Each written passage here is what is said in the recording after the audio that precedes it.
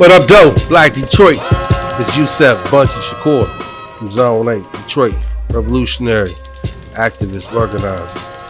Coming today with you, we have 2021, the state of Black Detroit. Detroit is different at the Mama Cool House, December 30th, 2021 at noon. We come and have a conversation about leadership, housing, education, justice, economics, access to opportunities, legacy. Black Detroit, what does that mean? Evaluating ourselves, evaluating our history. How do we change this course? Critically looking at our past to determine our present and our future. Peace. See you there. Black Detroit. All right, Detroit is different, as I always say, back here in the podcast studio. And I'm always saying it's a special guest. I need to get some more adjectives, but this is more than a special guest. This is a foundational guest. The very first time I did this podcast, probably even before he knew what a podcast was, and by this time he's been on many, many podcasts.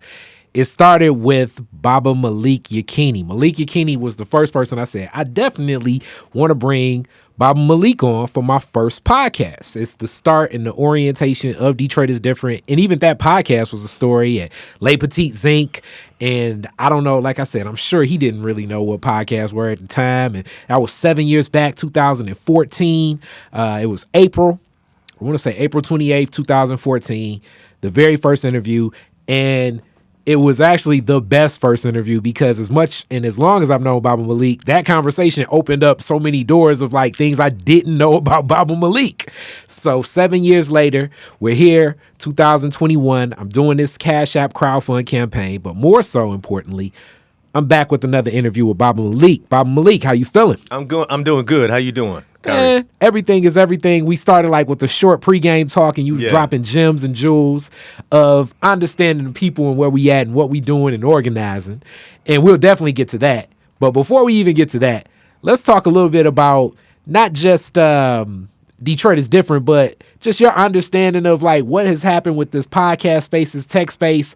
I'm sure that was your first podcast interview, as it not just you. It was like Sharon McPhail's, Henry Tyler's, Thornetta's, like a lot of people. I introduced them to the world.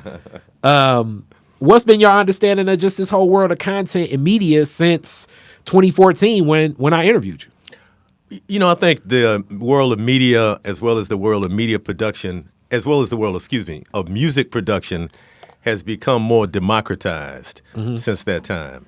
So, you know, essentially you got a TV studio set up here in a house on Clements on the west side of Detroit. Sure. That can produce professional quality material that can be distributed all over the world. And so 20 years ago, that didn't exist. You know, I don't know if it existed 7 years ago, but certainly it exists in a much greater way than it did 7 years ago. And, you know, it's accessible. I mean, you're not, as far as I know, you're not no like wealthy. I mean, you're spiritually wealthy and culturally wealthy. But, I don't think you got no big bank account, you know. So, I mean, you like an average dude and you've been able to put your money together and make this happen.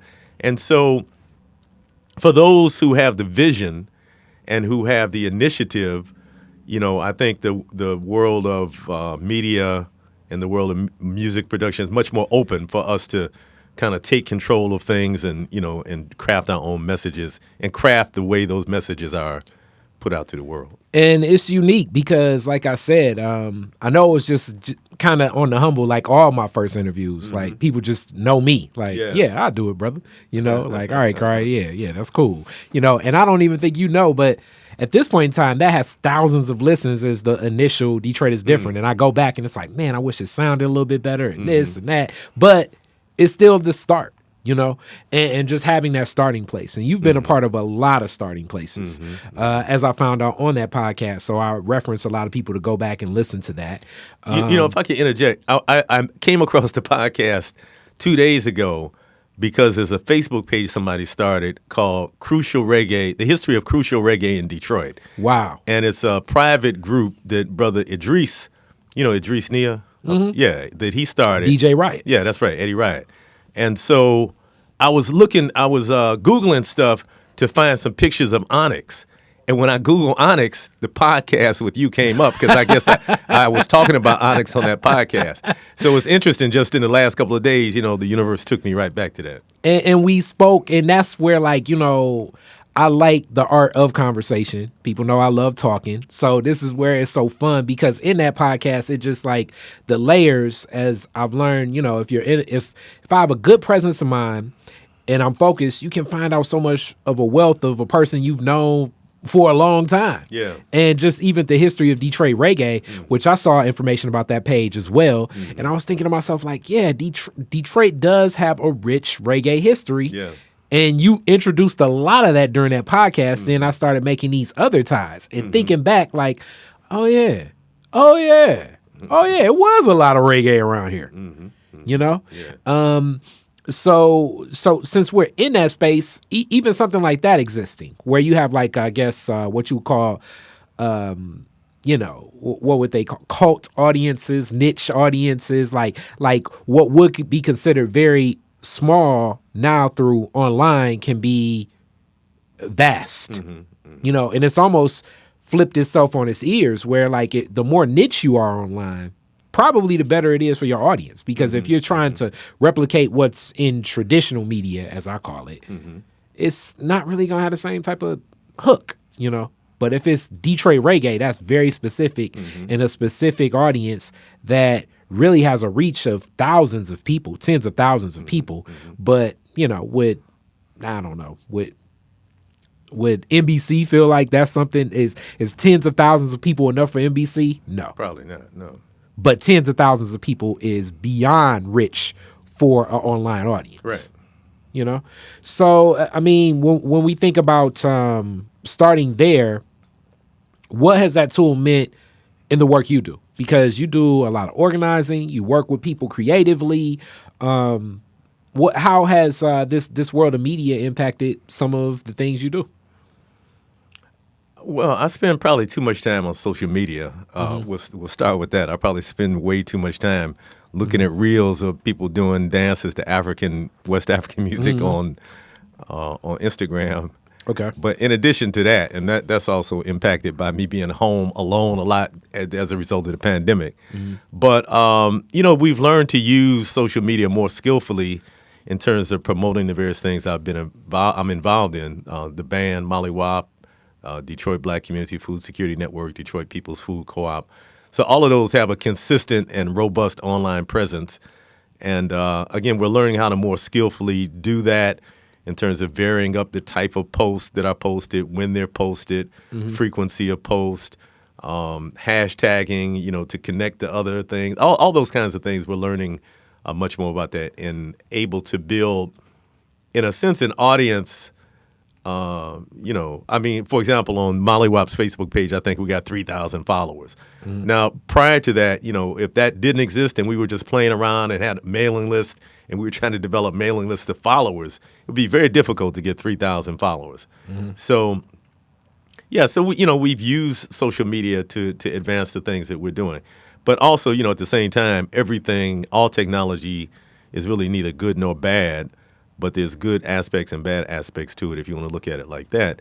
And so, there's some downside to the immersion of people in social media also. To some extent, the digital interaction has replaced certain actual face-to-face interaction, particularly during the pandemic. But even before that, I can remember a few years ago being at a sister's house, and there were 3 teenage girls there. And they were all in the same room, but they were all on their phone. They weren't interacting with each other at all. They were interacting with the device. So, I'm just saying, with all technology, whatever it may be, automobiles, social media, guns, whatever the technology is, it's you have to have a value system that dictates how you use it, and you have to be clear on what your goals are and be clear of the possible negative connotations associated with the technology as well. Okay. And you introduced some of the projects you're working on, but it's always so much depth in it. So let's go with Black Food Security Network. That is something that has grown immensely, and I do think that online footprint helps. But those in-person people, the people that the boots on the ground, definitely are going to play a stronger role than just a person that interfaces online. How have you all connected both? Well, you can't do farming digitally. And so one of the main things Detroit Black Community Food Security Network does is operates D-Town Farm, a 7-acre farm.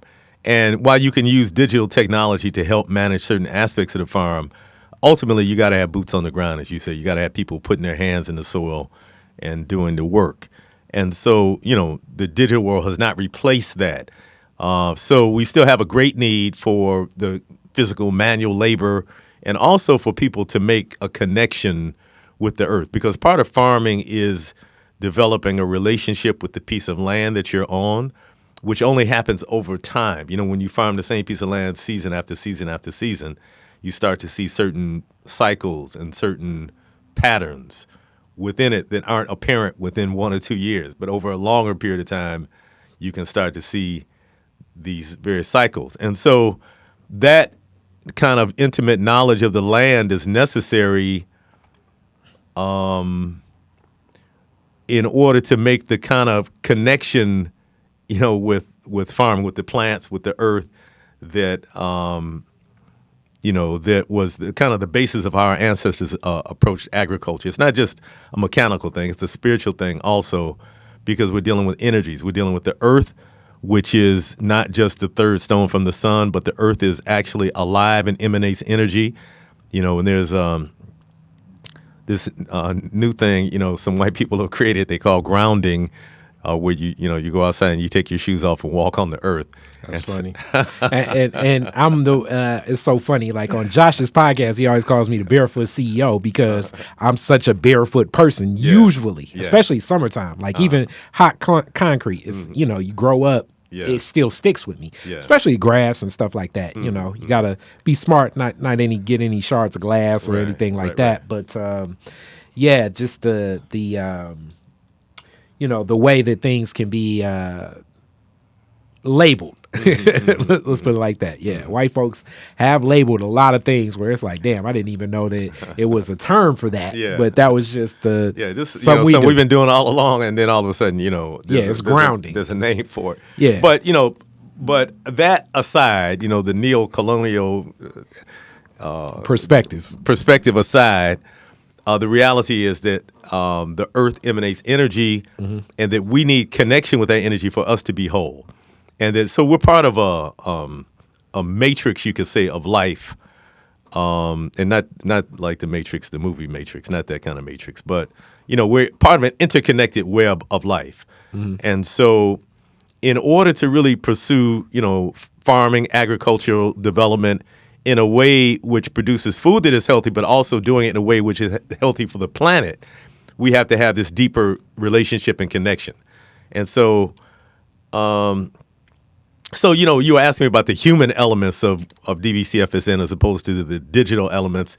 And I'm saying that none of that connection can't be built digitally. You have to be out there in relationship to the land to really start to develop that.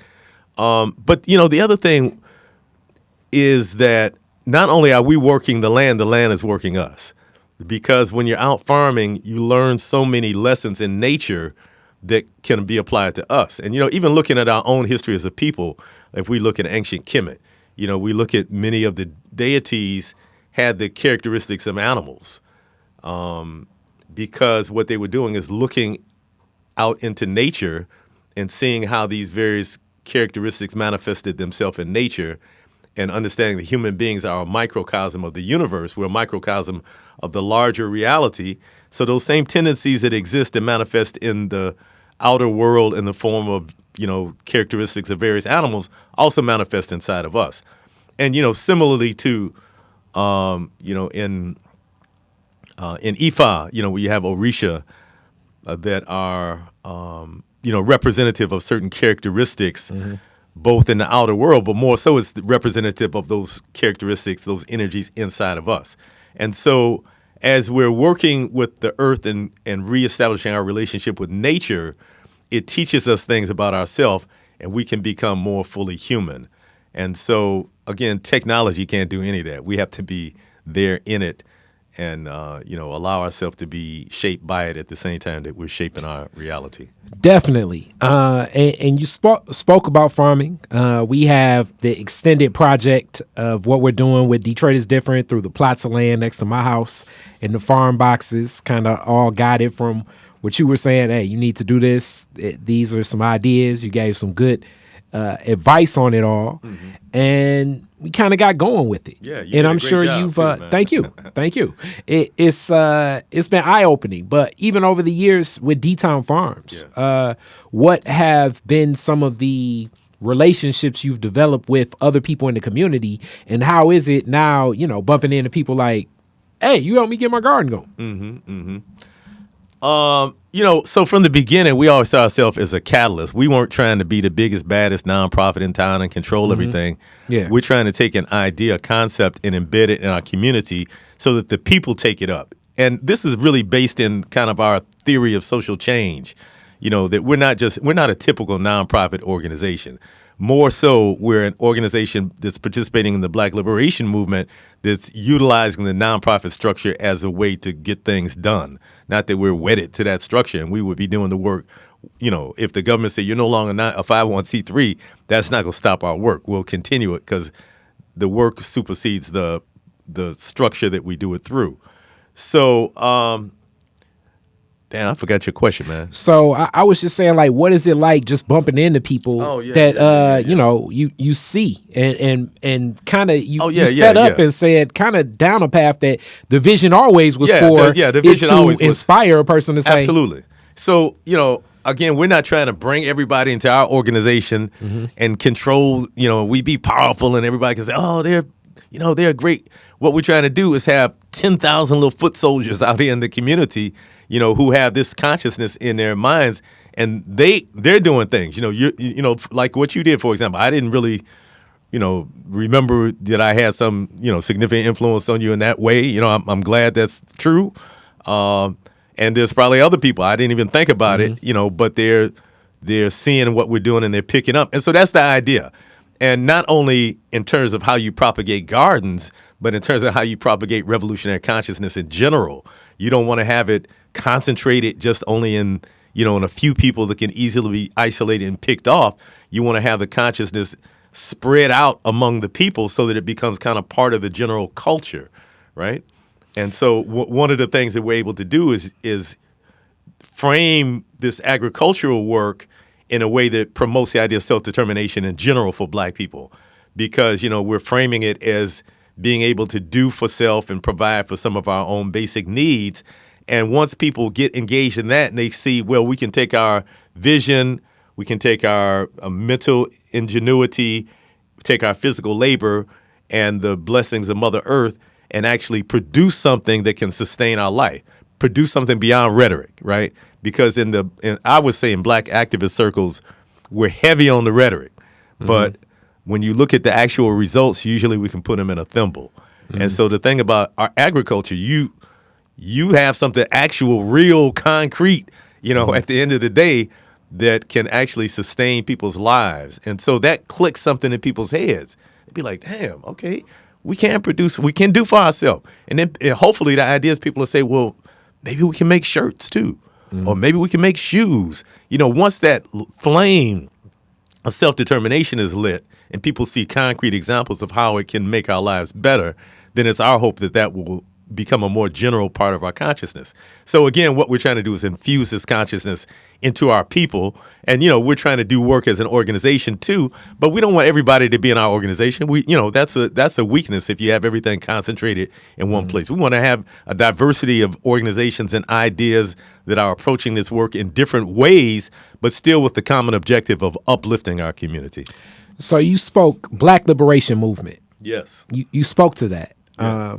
I definitely want to point that out. What does that mean to you? Please give a definition. What is that? Well, maybe I'll frame it by giving a little history and saying that in this most recent era of intense Black activism, the 1960s and 70s, and not to discount what we've seen in the last few years with Black Lives Matter and the protests around George Floyd, but the kind of classical civil rights era that we often talk about from 1954 to 66 or so. Around 1966, that movement morphed into something else. And it was influenced by some other, very progressive activists and thinkers, Malcolm X at the forefront, clearly. Brother Max Stanford, Muhammad Ahmed, was another person who was kind of in the forefront of this more revolutionary thought, going beyond what the civil rights movement was, which was basically that we're going to appeal to the moral conscience of white America.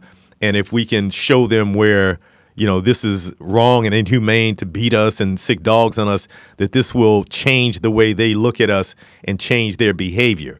And then also the civil rights movement was very heavily invested in achieving gains for black people through legislation and through court action. And so, I'm not against any of those things, but many people, their consciousness began to evolve. And, for example, Kwame Ture, Stokely Carmichael, moved to the point where they no longer saw it as being a viable option for black people to get our freedom inside the context of the current United States government. And so the Black Liberation Movement would be that aspect of our struggle. And again, it kind of morphed in 1966 when Musaka Willie Ricks and Stokely Carmichael, Kwame Ture started calling for black power.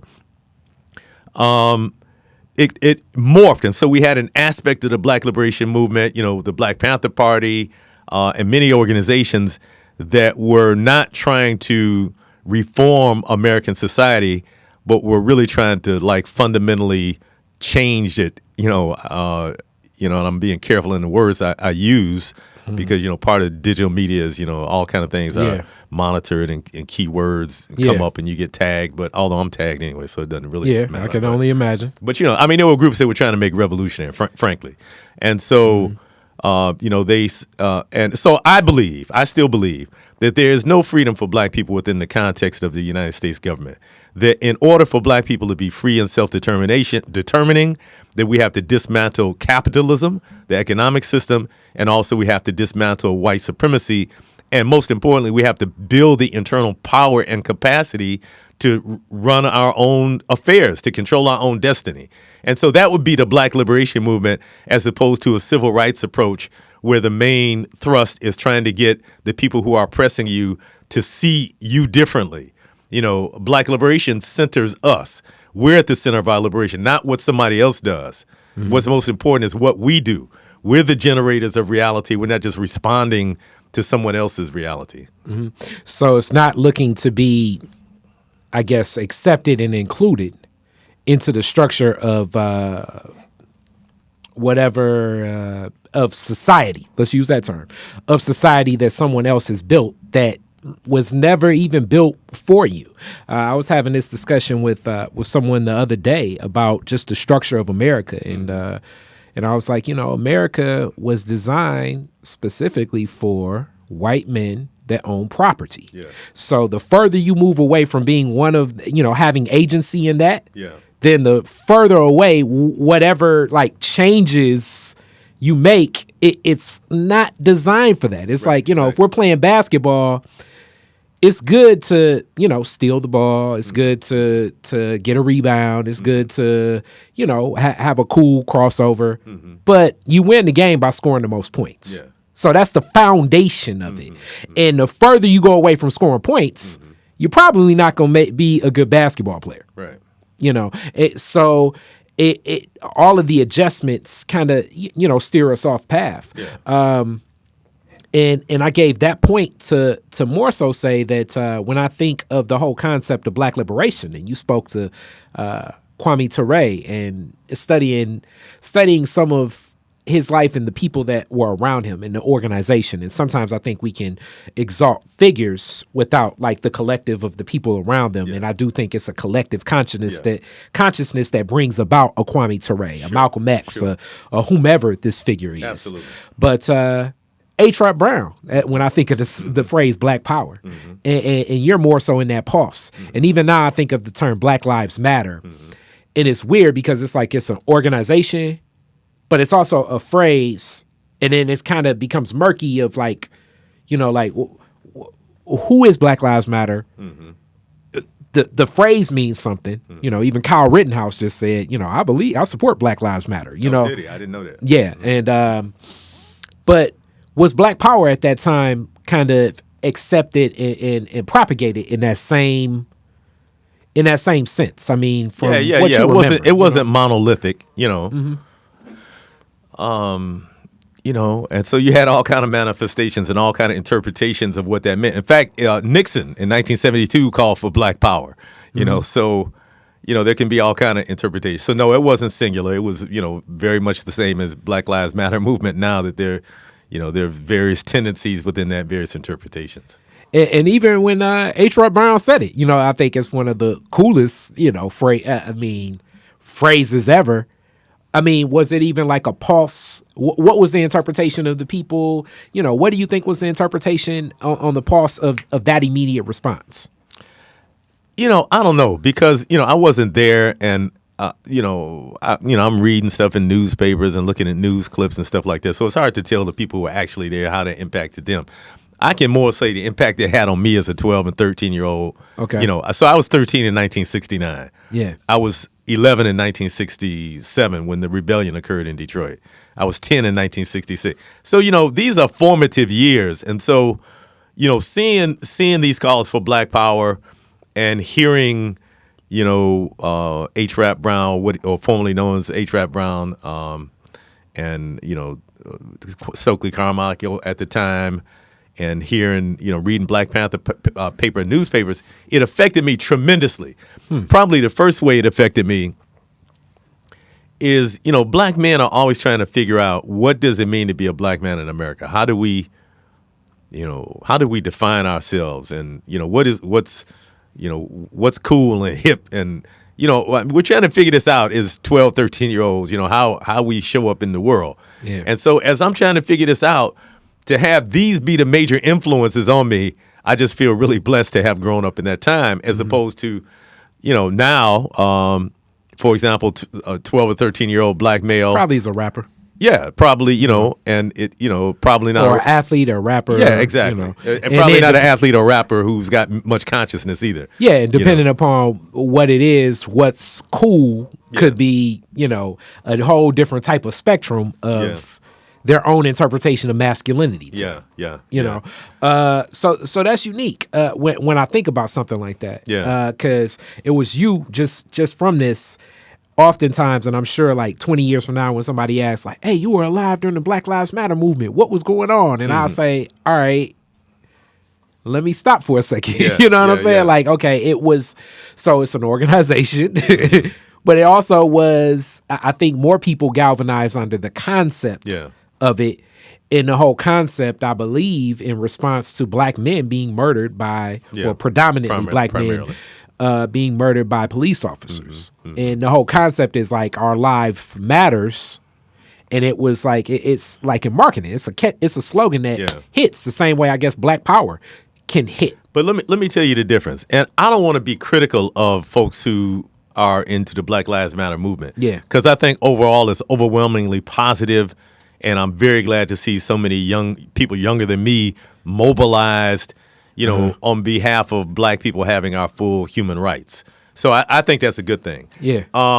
But, often people have said, well, Black Lives Matter to who? Who is this appeal being made to? And I would suggest that primarily it's an outer appeal. It's an appeal of black people to the larger society to change the way they are acting towards us. Now, I'm not saying that that's a bad thing to do. I think we need to spend a certain amount of our time and energy doing that. But I think what is more significant is our own internal perception of ourselves. I got you. And how we shape our own reality. Again, anytime we put the power outside of ourselves and our destiny is dependent upon what somebody else does or doesn't do, then we're not practicing self-determination. And that goes beyond the Black liberation movement, which is funny you brought up Richard Nixon, definitely a friend to, or I shouldn't say a friend, but an ally, I should say, of one of one of Black America's favorite sons in music of James Brown. Oh, I thought you were going to say Sammy Davis Jr. Him too. Him too. But and then even that song, I'm Black and I'm Proud, which I think is a song that's as he made it represented was in response to like what you say, because I when I hear Black Power, just from a marketing mind, Black Power is way more internal. We want Black Power. So like, okay, that's them more in the realm of self-determination. Right. Black Lives Matter, I agree, is more of a like more of the lens of civil rights. Like Black Lives Matter too. We want to be seen like you. Yes. Versus Black Power. Yes. Is like, this is independence. This is, this is our thing. We will control our own destiny. Yeah. But again, I want to be clear because I think both are necessary. And, I've thought often about these kind of two aspects to our struggle. Yeah. That, yes, we have to be dismantling and challenging these oppressive systems, and we have to create the reality that we want. And, recently I've been kind of going through like some of the supreme mathematics and what have you. And I was like, damn, right there, in the simple term build, destroy, that really encompasses the whole thing. It's like, those are the two things that we have to do. So I don't want to like diminish the Black Lives Matter folks, because I think it's important that we have people challenging the system. But I think we need to be very cautious about how much energy we put into that and put the vast majority of our energy into building Black self-determination. How do people even have a point of reference? And I like that you said that. That's one of the discussions. I don't know if he remembers it, but I know my dad remembers it. When I met Dr. Claude Anderson as a kid, I was like, because his critique of civil rights and Black labor, white wealth, one of the greatest minds when we think of Black independence, especially from a realm of economics. It's like, how do you exhaust and even know? Like, I think some of these options, as opposed to a monolith of things that need to happen in our community, which is sometimes, we package it like that in marketing. It's easier to grab onto like, if Black people get this, then everything will be great for the Black community. The reality is, it's this, that, the other, this. It's many dynamics of this. Yeah. But certain realities need to be exhausted. The reality of the Black man being able to live in a neighborhood around nothing but white people may need to be exhausted for that Black man to realize that, wait. Living in the white neighborhood is not heightening my quality of life. And if you never exhausted that reality, you would never be there. So similarly, if I can interrupt you, with the use of electoral politics, right? If you think back to prior to 1972, which I think was the year Coleman Young was elected, I think he was, or maybe it was 73, and he took office in 74, maybe. I'm trying to remember. But, prior to that,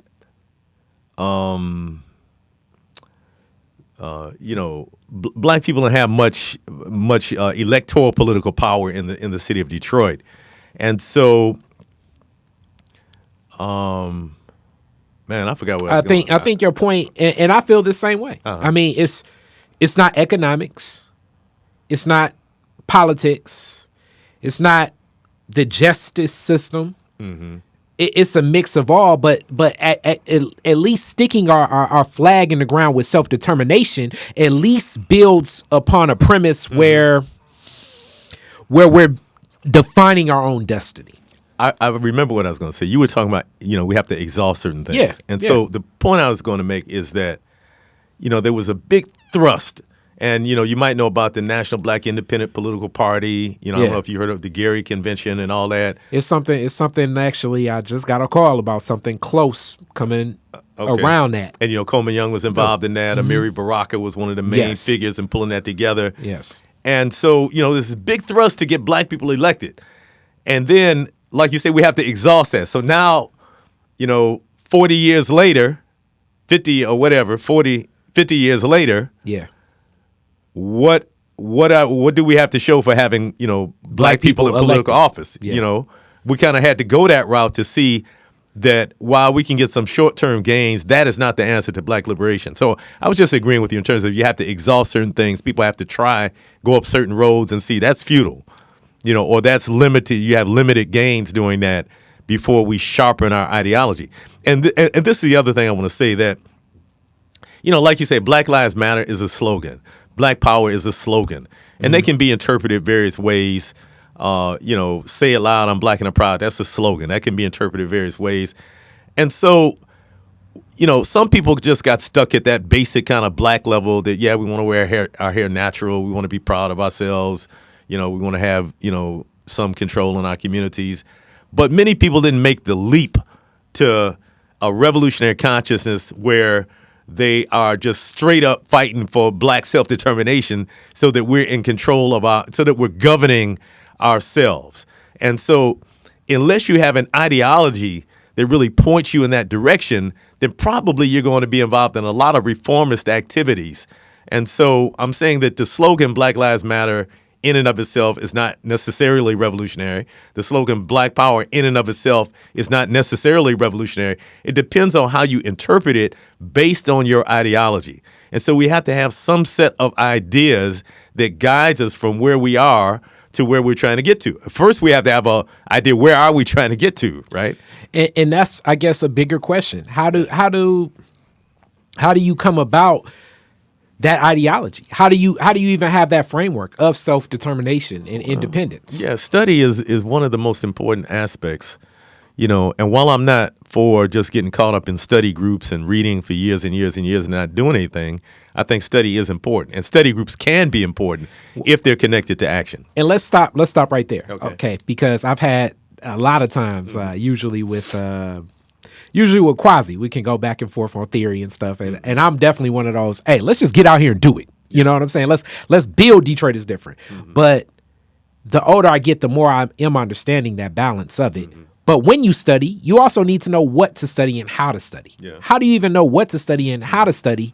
Because, it could be a lot of people that look to, as I'm looking at history being written now, from the civil rights movement and revolutionary movements, where I'm seeing around Black History Month, it's a lot of known informants that are being exalted as heroes. And it's like, I don't know if that guy was working with the FBI. Well, he should be studied per se. Again, this is why we have to have ideology, because many people, if you Kwame Kenyatta used to say all the time, black is necessary but not sufficient.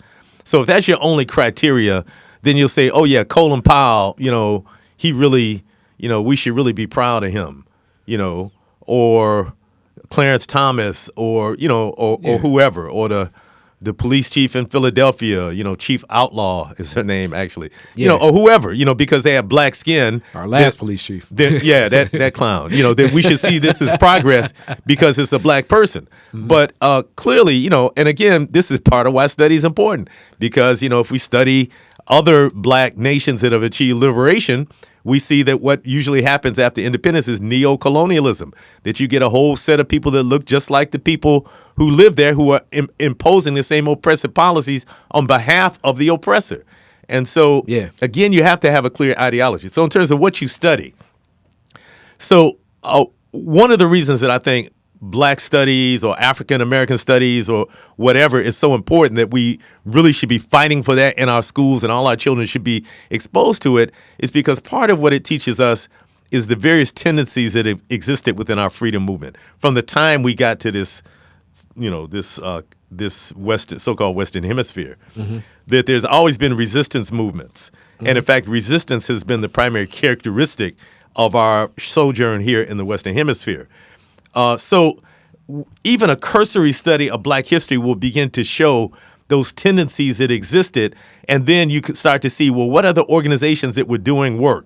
Who were the key leaders? What did they think about?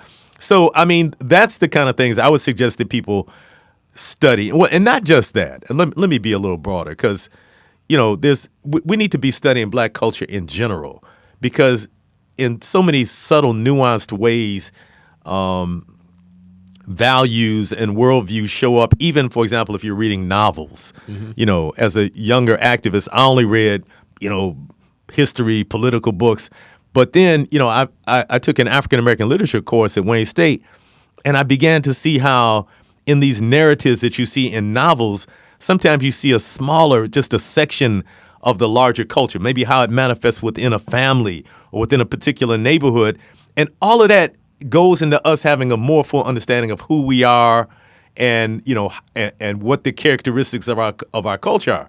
So, studying Black literature, studying Black music, all of that is important. But I think it's particularly important to study the history of Black freedom movements in this country and throughout the world. Malcolm X said, and I'll end the point with this, he said that if you have a problem, you look around the world at people who had a similar problem, and you see what they did to solve their problem, and you'll know what you have to do to solve yours.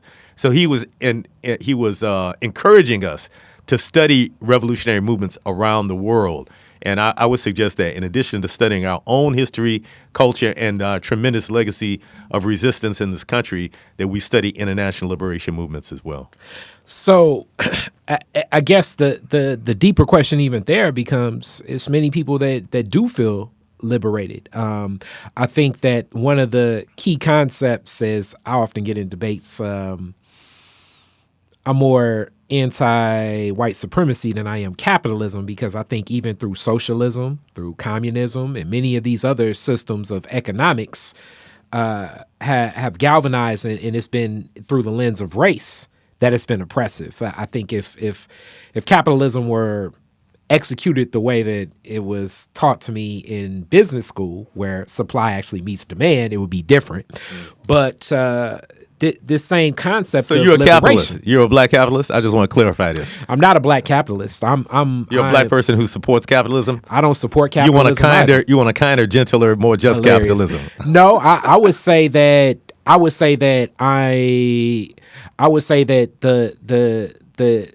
the way that it's been distorted, like most of these systems. I mean, even when I look at socialism, because like on paper, socialism looks amazing.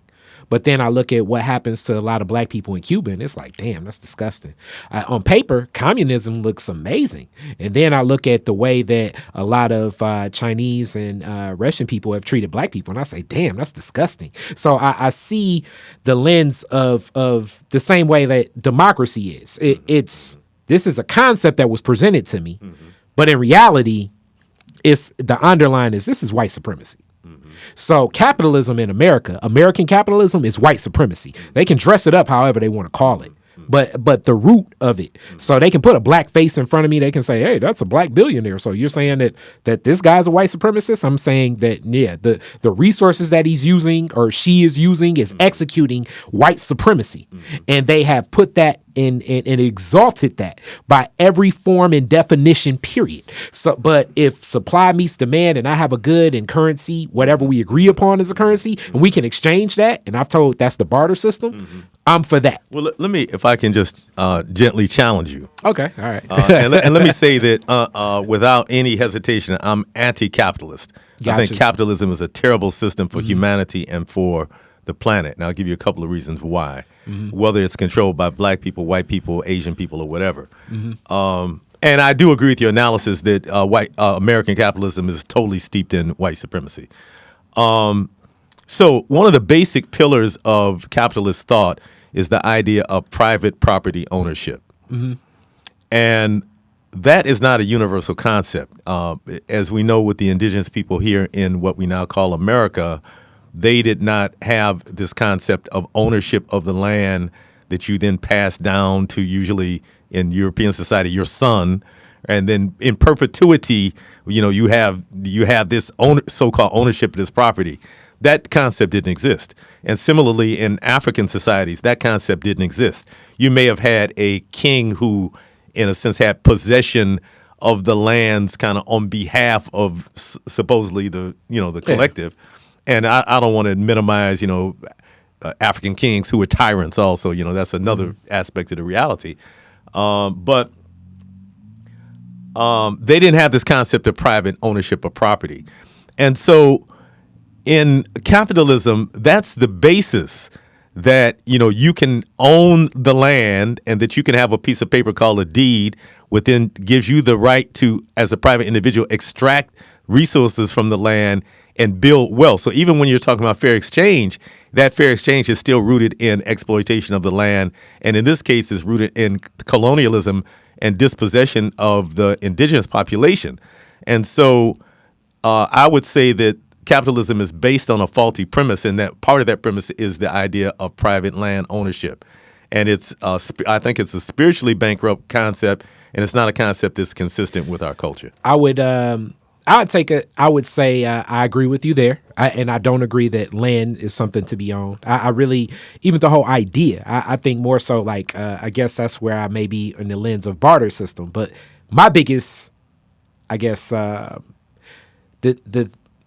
the most corrosive dynamic of capitalism to me is the idea of scarcity, and scarcity has to exist, which I don't believe in scarcity. I think of our people, I'm a person that believes in abundance, but by imposing scarcity, like here in America, we have enough food to feed the world, I don't know, probably like 7 times over, but we still have so many people that are hungry. Because you need scarcity to exist. Sure. It's my community itself, in which you're kind of an extension of my community, in the same neighborhood. The bank would rather have you default and get the hell out that house and have me not have a neighbor to push scarcity. Yeah. When in reality, and this is more, I guess, my own distorted, like really, I'm against all these systems because as far as I'm concerned, it's all white supremacy. So I don't know what the term is, but I'm as anti-capitalist as I am socialist. And communist and let me say this, and I hear you and I feel you. Yeah. And so while I'm anti-capitalist, probably, if you'd asked me 20 years ago, am I a socialist? I would have said yes. And probably I am some kind of socialist in some way. But in general, I say I'm moving away from any kind of like boxes and strict straight line thinking. So what I really think, and there's an Asian guy named Aaron Tanaka out of Boston who I really admire. And he advanced this theory that perhaps there's a third way, right? That it's not just a question of capitalism or socialism. And I agree with you that many of the manifestations of socialism that we've seen are also steeped in white supremacy. Yeah. Socialism does not destroy white supremacy. Carlos Moore, in his book Blacks in Cuba, wrote about this. And Carlos Moore was a friend of Malcolm X's, by the way, was with him in Paris. And anyway. So just because you're socialist doesn't mean that you have ridded yourself of white supremacy. And similarly, in Detroit, on the garden scene or the food scene, just because you're a person that wants organic food and wants food justice, it doesn't mean you've ridded yourself of white supremacy. Yeah. But I think what's going to be required is for us to think about some things that have never existed. Frankly, okay, and really, if I would say I'm for that. What you just said, because it's when I think about even what we're doing, we all play a role in society. The whole concept of ownership itself is unjust. The whole concept of needing currency was a person that lacks skill sets wanting to impose themselves on something. If I'm in a village and you make food, I make houses. Someone else cooks food. Someone else tends to, I don't know, we may have guard dogs or something. Someone else is in the culture. Someone else does clothes. Someone else does music. Like, we all play a role in society. The idea of infusing currency is like basically so a bank can be a barter to quantify these values. But who's to say that this person that, who's to say the person that may have made some string beans is worth, that person deserves to have a house. Capitalism has imposed value systems on like a person cooking string beans ain't worth a house. Whereas I'm still so reconditioned in my mind, in my thought process. Let's say if I had a neighbor that didn't pay anything in mortgage or taxes, but they were in that house and they engaged in the community, I'm all for that. And I'm not going to sit back and say, well, why do they not have to pay what I have to pay? I could care less. I want my neighborhood filled up with people that want to be here and be present. And that's how I feel about community. And it's the whole concept of this whole rugged individual, another premise of Americana, capitalism, democracy, that, for lack of better terms, it's bullshit. There's no rugged individual. Everything about this structure was stolen and taken away from people. I'm glad that we can cuss on this. Yeah. All right. Cool. Yeah. But I want to get back to this question of ideology. And because, again, if we don't have some, and I'm not for, again, any kind of like narrow dogmatic, because I think what we have to do is we have to be flexible in our thinking, that we're always reassessing things. And really, even, you know, the idea of dialectical and historical materialism, which is kind of part of the basis of Marxist political theory, it suggests that society is always evolving, and we have to, we have to also adjust our thinking. Our thinking is continually evolving as we're studying the objective reality, and then we're acting to try to change that reality. That through acting on the reality, it gives us a better idea about the theory, right? You can't just develop theory in isolation. You have to be out in the streets with the people doing it. A lot of this stuff sound good, I mean, at Kwanzaa, Ujamaa, Umoja, Kuja, that sounds real good at Kwanzaa, right? Yeah. But then when you go out on, on Dexter, and how do you make that real? Collective working responsibility. Yeah, how do you make that real to the people in the neighborhood? Yeah. It becomes much more difficult. Mm-hmm. And so anyway, I'm just saying we have to have some kind of clear set of ideas, but we also have to have a mindset that is flexible enough that we're constantly growing. Back to this Aaron Tanaka point.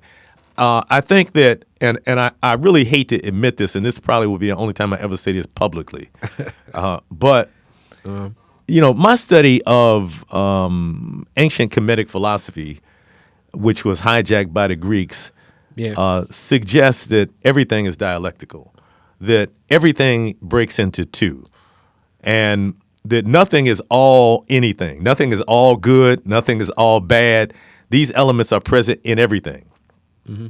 And so if we accept that as being true, as much as I hate to admit it, there are some aspects of the capitalist system that are good. It can't, that's just the nature of things. It can't be all bad. There has to be some elements of it that are good. Same thing with socialism. There has to be some aspects of socialism that are good and some aspects that are bad. And so what I'm in favor of is looking at what is the best available in existing systems, and how do we combine that with innovative thought, because we're faced with situations that humanity has never been faced with before. Sure. And so we have to also bring some new thinking that combines with the best of what already exists. And I think that kind of flexibility where we're not caught up, we're guided by a set of ideas, but we're not so caught up that we can't be flexible and draw from various sources, I think is important. And what you said is, I'm completely in line with that. Like, I definitely am not a fan of any of these systems, because I think that so much of the world is distorted through white supremacy. And I really do think that the value we bring as a people is social capital. But that's so devalued in this system because traditionally those structures, those white men, don't have access to social capital the same way. Mm-hmm. I think about the richness of a person like you. Mm-hmm. I think about the richness, my friend Sterling, or rest in peace, Queen Mother Ocean Dar. Mm-hmm. Like a person like that, Queen Mother she traveled the world, and people rushed at the idea of welcoming her. Mm-hmm. And what if that resource was, I got to pay for a plane ticket. If that resource was, we have to coordinate connecting her to this, people like that, the richness of social capital that, like I say, couch surf from now for 30 years, and people would have welcomed the best of whatever they had to offer to her. Mm-hmm. But to have that, it takes a richness and character, not like, what's seen in the Chinese system of like where they grade. I think they have like a social grade, but because the government has something to do with that. Mm-hmm. You know what I'm saying? But the community collectively, and like you say, it's in the streets because it's how people respond to you. Mm-hmm. And it's so many people in our community that have that richness. Rest in peace, my godmother. My mom, Orthea Barnes, my mom, Jan Frazier. Like, it's certain people that just have such a richness of abundance of what they've offered the community. Mm-hmm. And to me, that's the currency. Mm-hmm. If I had to say a currency we need to exchange on, it's that. Mm-hmm. Now, when I offer stuff like that in business school to any of my business teachers, they look at me like, well, that can't be quantified. And I'm like, because as a white man, you're further away from that than anybody else would be. Mm-hmm. especially as a white man that quote unquote owns property. Because even this whole quote unquote property, the stewards of that property probably ain't you. It's going to be people that are further away from you. Hence, we've seen many properties and lands become dilapidated, fall apart, crumble without whoever that real social capital, whoever the person with the real character was, whoever the steward of what that truly was, no longer exists with it.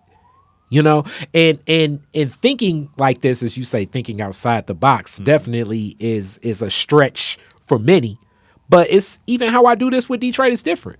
You know, as people are still always surprised, like, how much you gonna charge me for my podcast? It's like, I'm not gonna charge you for your podcast because this is something that I see a bigger vision. I don't want you to have to quantify and stress yourself because I've seen what that can do to our people. Like, you know, it's like, man, damn, I got to pay $50 an hour for some studio time and I really don't got a show. They're still trying to figure stuff out. The creative process is enough energy, as you said, for me. And even in that ground, as you said, like touching the ground is some energy in that. And now I got another great point for you. Most Americans right now have huge vitamin D deficiencies, which vitamin D is the easiest thing to get because it's just going outside and having that melanin stir up that sunlight for you. But even black folks now. Yeah. You know, again, I shy away from any kind of simplistic solutions, and I'll say, or simplistic analysis. Yeah. And I'm outside a lot, right? I do farming and I do agriculture. I'm outside a lot, but I have a vitamin D deficiency. You know, one thing I do, I go to the doctor every year, basically because I think Western medicine is good at diagnosis. Because they do want to get you to. Yeah, he's trying. You know, some of the things he wants me to do, I'm not doing. You know, like he was trying to encourage me take a baby aspirin every day. You know, I was like, why? He said because we recommend that for men your age. It reduces the risk of heart attack. Now, just in the last 2 weeks, I heard in the medical establishment they're now questioning that and countering that. But that's the kind of thing he was recommending I do. And I'm saying to him, well, so this data is based on studying who? How many 65-year-old men, black men, have you studied who have been vegan for 40 years? And go to the gym 3 times a week. What does the data say on that? So they don't have that data. Yeah. You know what I'm saying? It's based on another demographic. But generally, Western medicine is good for diagnosis. So I do go to the doctor every year for a checkup just to, get my blood work and everything. And then then if I have some deficiency, I'm going to determine how I deal with it. I'm not necessarily going to follow. Yeah. Mm-hmm. But something else I want to say, I want to go back to an earlier point. Yeah. About socialism and capitalism. And I'll say that I agree with you that much of socialism, the way it's practiced, is also rooted in white supremacy.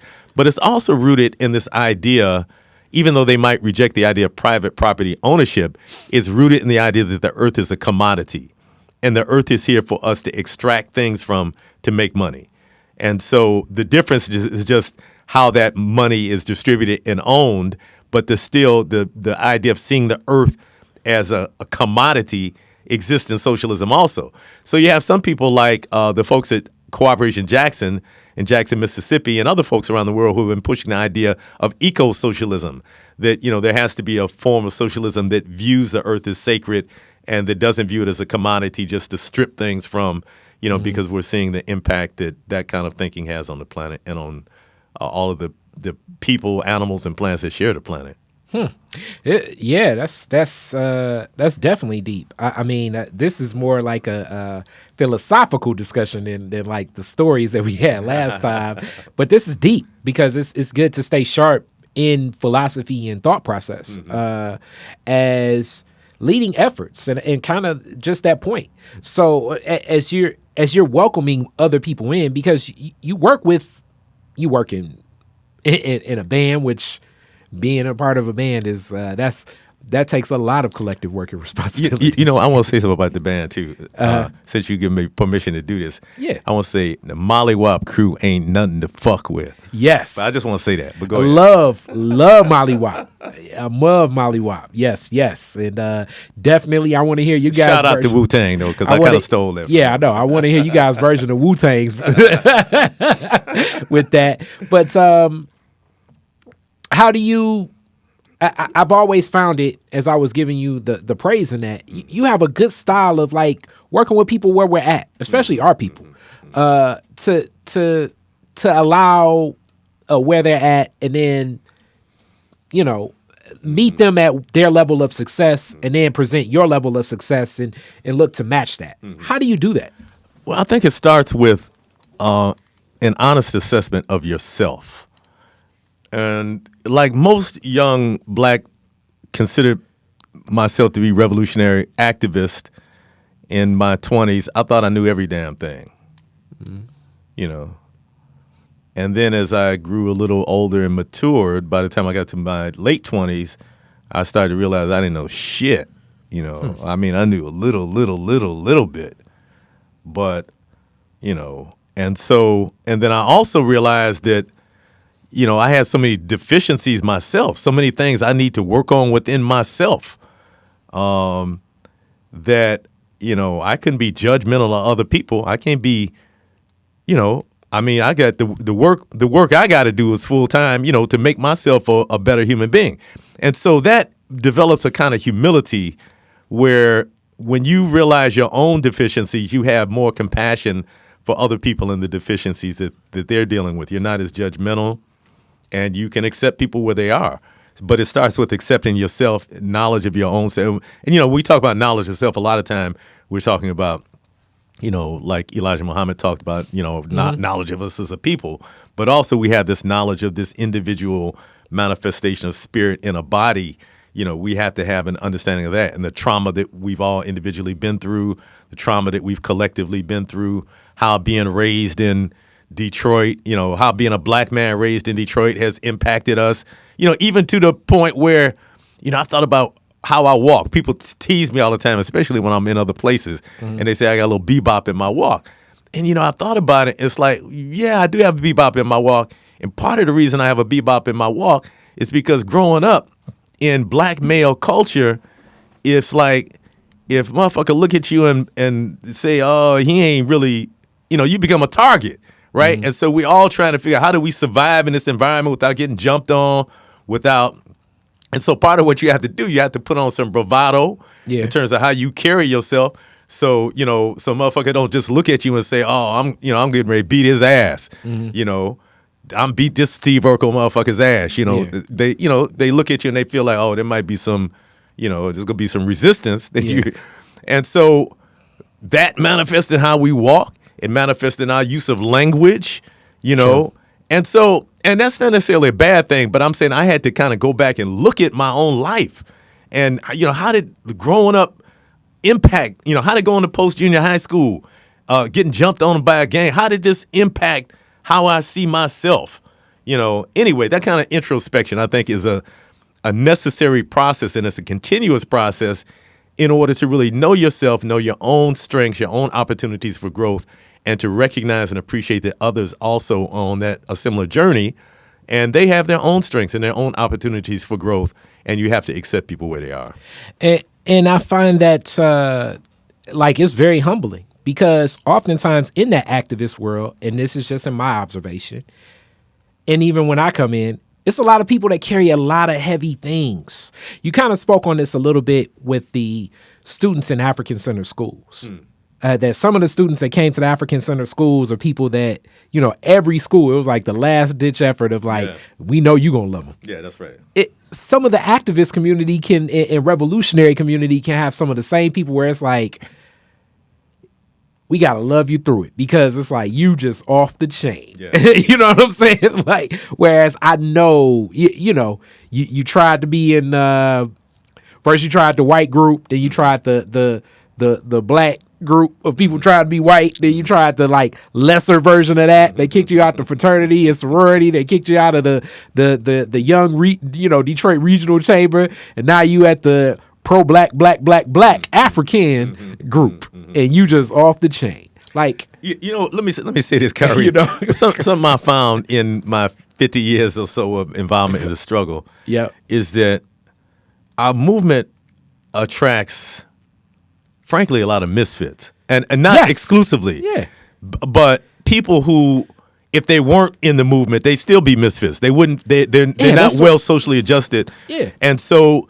because we're all embracing, because we say we love all black people, and come on in and we go hug you, and we not we go embrace you. We love you. You can get an African name. You might even get a title. You can get some, whatever. You can be, whatever the case may be. I'm not going. You can be Ross this, or you can be the God born, or whatever the case may be. Yeah. And so it, elevates people and gives people a sense of a greater sense of themselves.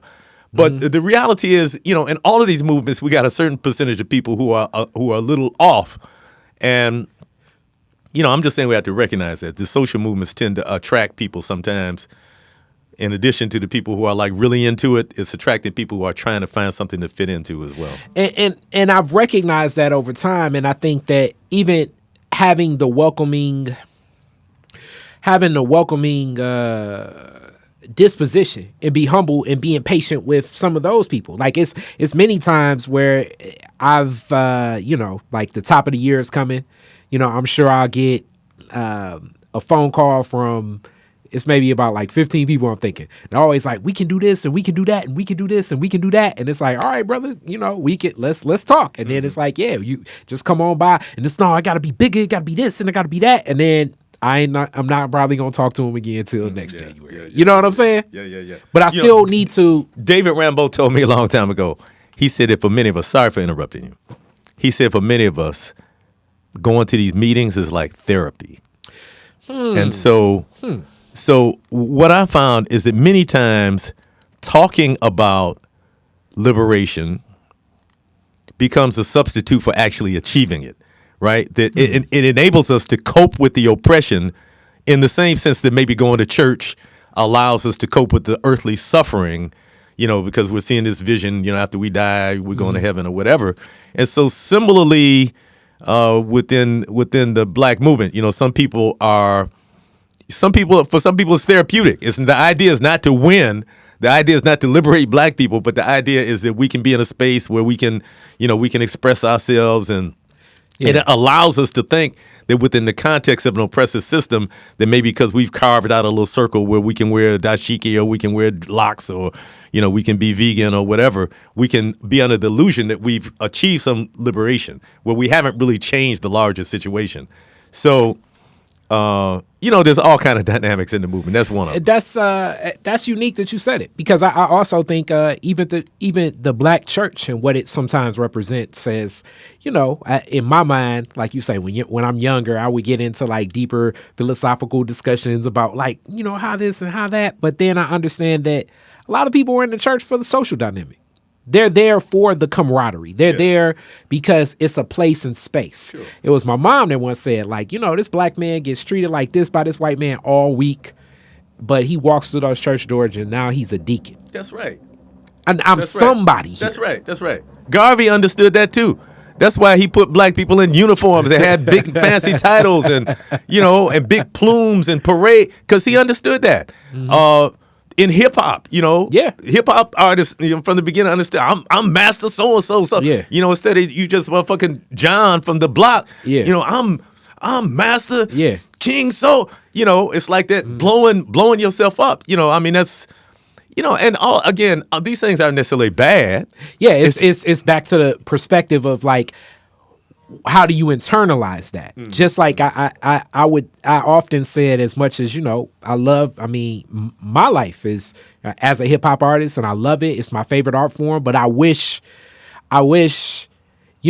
like some historians and psychologists could take a lot of the hip hop music and like give like a what is that, like a forward to some of these rap songs of like, I feel as though I feel as though at times I can have feelings of worthlessness. So this car and this money and this jewelry, and I feel as though my exploitation of this woman now give me the strength to engage in this world where I feel so oppressed. You know what I'm saying? Like, I wish, some of the music could have a forward, because in the minds, especially of young people, I don't know how they're interpreting this, but even older people, like, I don't know how they're interpreting some of the messaging. But it's not just in hip hop, but it could even be in what is pro-black, because the same way certain preachers have like the cadence of a Martin Luther King, you know, in a lot of places as I've traveled now, you know, the country, you know, you can almost expect the cadence of the black message oh wow, that is the black. Okay, this is how I'm supposed to speak. This is the pacing.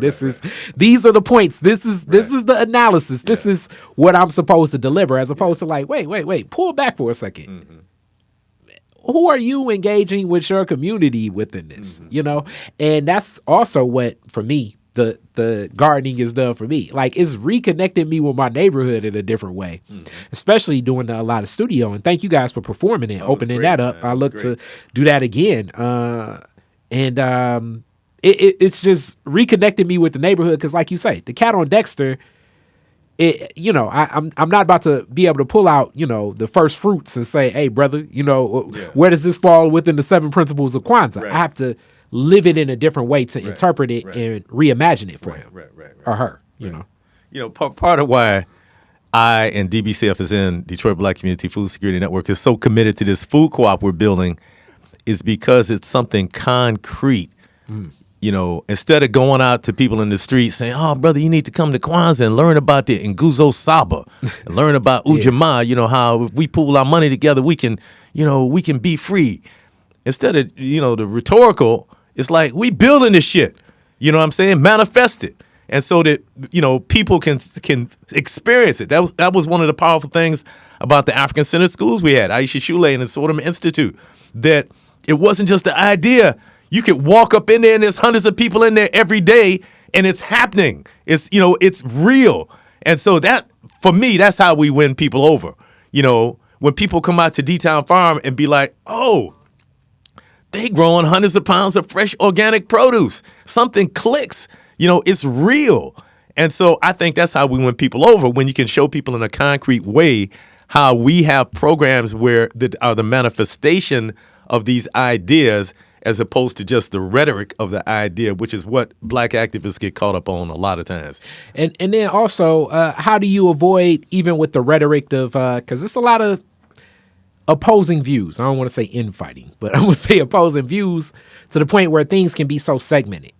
I think you've been someone that has worked with many people that do have opposing views. How do you do that, and how do you even keep your team in line? Because it may be, you know, because sometimes that no, we should be focused on this, and you know, we need to focus on black justice first. You know, we need a security team, and we need this. How do you focus? Well, first of all, I'm not sure I'll keep anybody in line. I'm trying to keep my damn self in line. If I can do that, that'd be a full-time job. Got you.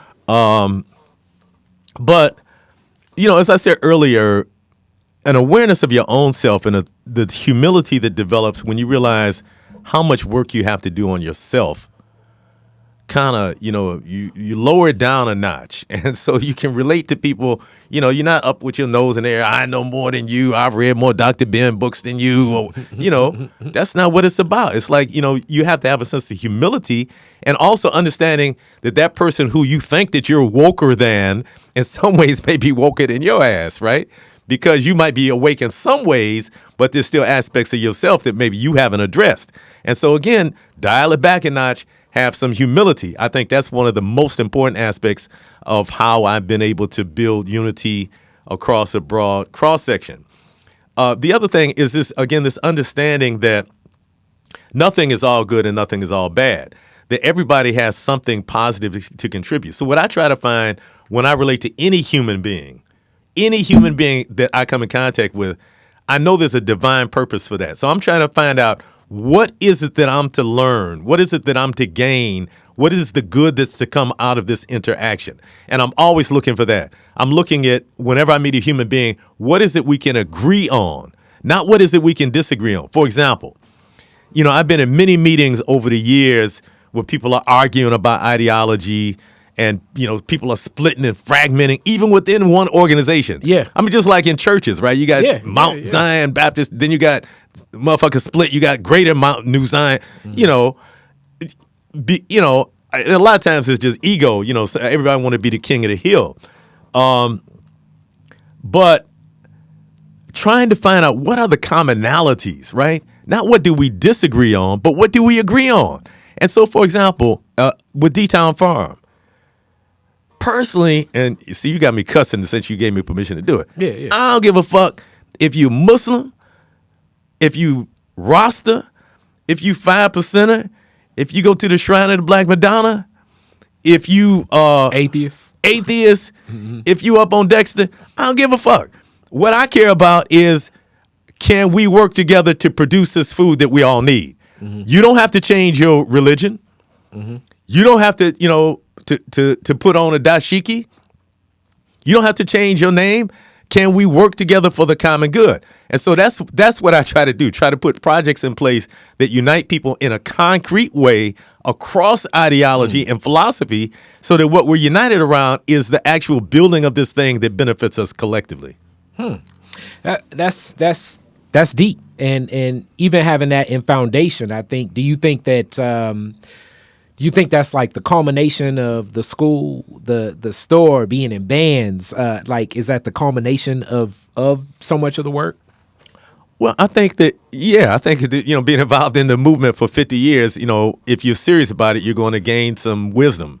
And so certainly I think I'm much wiser as a 65-year-old activist than I was as a 25-year-old activist. So yeah, all those years of working with people and getting my head knocked and being frustrated and seeing victories and all of those things have shaped, I've evolved in my thinking, which is what's supposed to happen. And so hopefully I'm wiser now, and hopefully that wisdom enables me to relate to people across a broad cross-section of our community. And frankly, I'm able to relate to all kinds of people, I mean, I'm embedded in the black community, but, I go across the country and talk to white groups. I do all kind of stuff.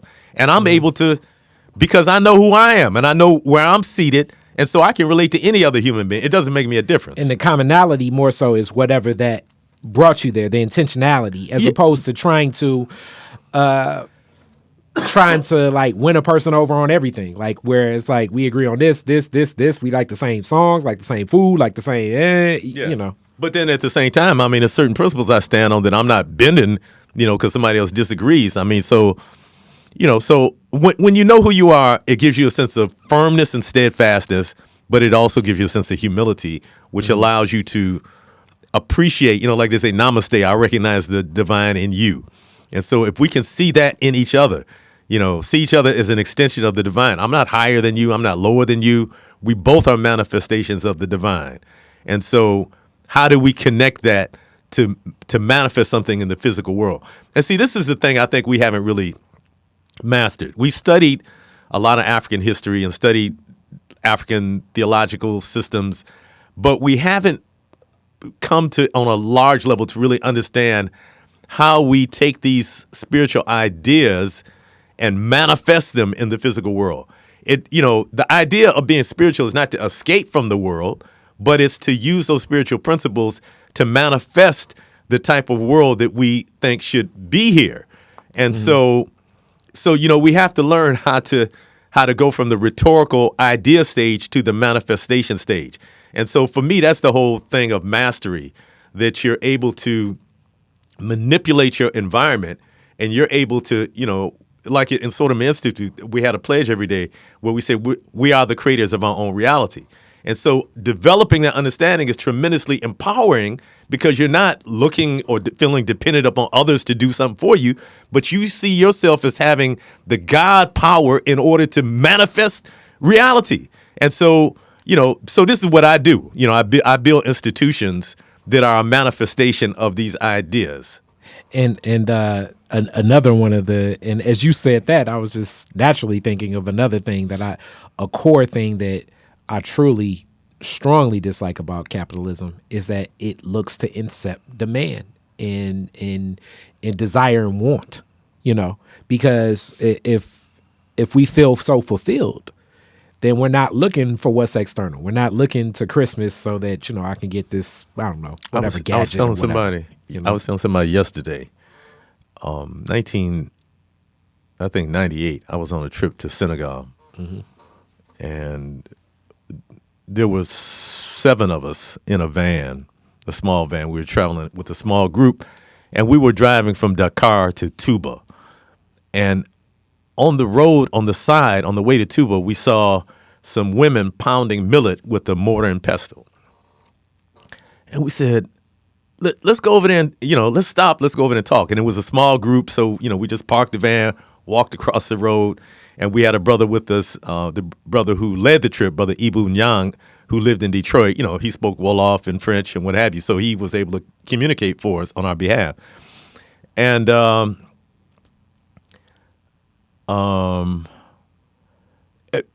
it's a longer story. I'm going to try to cut to the point, and I'll just say that it was an incredible experience, including, the people in the village said to us, when we explained we were from America, they said, oh, we've heard of you, and we're waiting for your ride. We were the first black people from America ever to go to this village. And so they said, we've heard of you, and we've been awaiting.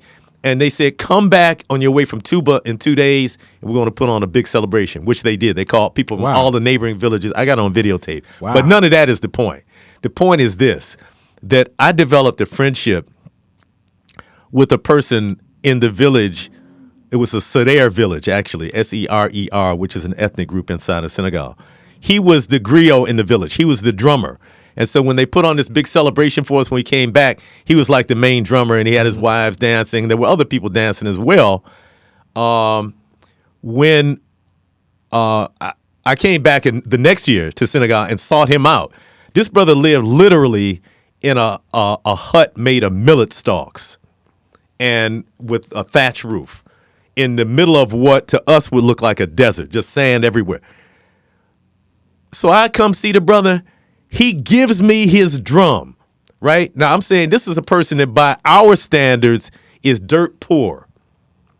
No running water, no refrigeration, no air conditioning, no all this stuff. None of the American amenities. Mm-hmm. But this brother is not only happy, but extremely generous. He's giving me something, right? Mm. And it just showed me how distorted things are here, where we have every fucking thing. Even for the most part, the poorest of us can click on a switch most of the time and the lights come on, or turn a knob and water comes out of it, And here you got people that by American standards, like I say, are dirt poor, but are happy. Their humanity is intact, and they're giving and generous and loving. And here you got people with everything that are like hoarding and, like you say, the scarcity. I gotta, I need more for me and all for me, none for you. It's crazy. It's crazy. Yeah, I think that, the whole idea, and I mean, it's a game, is, my schooling is in marketing to create this whole idea of people needing something. And that's another one of the tragic things about our system, is that the medical industry is now the biggest industry in America, which is so backwards and sick, But that's a whole nother long diatribe. Yeah. But it is backwards and sick that literally for your life you're gonna pay money. That's crazy. Where it's presented to you, as if So do you care about living or not care about living? Because that's where we can cash in, as opposed to a society built on preventative medicine, a society built on keeping people healthy, and I do think in that world of abundance, things are shared. Things are shared. If you have true character, it's shocking and surprising the way that things shine on people. And then even, some of the heroes that are exalted that just look, corny, because really the only reason I'm supposed to look up to this person is because they quote unquote have money. Like, seriously? I know we broadcasting, but I'm going to take a selfie so I can prove so I can prove to people I was really here. We in the mix. So, yeah, man. So, I guess as we get closer to the end, what's next to come? What's 2022? So, we're starting construction on the Detroit Food Commons. When I say we, the Detroit Black Community Food Security Network and our development partner, Develop Detroit. So we're building a new 31,000 square foot building on the southeast corner of Woodward and Euclid, which will be called the Detroit Food Commons, which will house the Detroit People's Food Co-op, a cooperatively owned grocery store on the first floor. There'll be 4 shared use kitchens on the second floor. Cool. A 3,000 square foot community meeting space / banquet hall, and offices for the Detroit Black Community Food Security Network. So finally, after working on this project for 11 years, in early 2022, we are starting construction, and the construction is slated to be over in June of 2023. And finally, the Detroit People's Food Co-op will be open. Congratulations. Yeah, so that's the big thing that's coming for 2022. And then also big things coming for Mollywop. Okay. And, we talked about that a little bit. I kind of jokingly, but not really told people Mollywop ain't nothing to fuck with. Mollywop crew ain't nothing to fuck with. Mm-hmm. Halfway joking, but not really. Real. Yeah. But we're back in the studio, and so we're still working with Prana Head at I was just about to ask you working with Piranha Head. Yeah. He has one of the most funny Detroiters. I need to get him back in. Piranha Head is, oh boy, like talk about social capital and just just energy. Yeah, so I mean, he's a musical genius. I mean, for real. So we're back in the studio with him, recording another album. And in these times, albums don't even matter that much, because it's all about digital release. And so what we're gonna do is release single. And so we'll finish the single, release it, finish another one, release, and then eventually we'll have it'll be an album. Be an album, right? But cool. So that's I'm excited about that too. But the challenge with it is the stuff we're recording now is music that, in the case of the songs I'm bringing to the table, music I wrote 2 or 3 years ago, right? Uh-huh. And so I can never kind of get caught up. I got whole new ideas now, but we're still recording the stuff I wrote three years ago. So I don't know. Maybe eventually we'll be able to get in the studio more often. Catches up with the same day. And work all this stuff out. But it's a problem. I have the same problem when I'm writing. I might start writing a book, and then 2 years later, my ideas have shifted. I'm in another space, and so it's just a continual evolution. Build and destroy. Build, destroy. Yes, sir. All right. Thank you so much. It's a great interview. Man, I got to get my contact info. If people want to get in touch with me, man. So let's start with the WAP crew, with Mollywop. If people want to check out Mollywop, they can check out our website, which is www.mollywopjams.com, MOLLYWOPJAMS, mollywopjams.com. You'll see that on there. Oh, cool. You'll put that on there. Continue. And then if they want to contact the Detroit Black Community Food Security Network and find out about D-Town Farm or find out about our youth program, the Food Warriors Youth Development Program, they can go to our website, www.dbcfsn.org,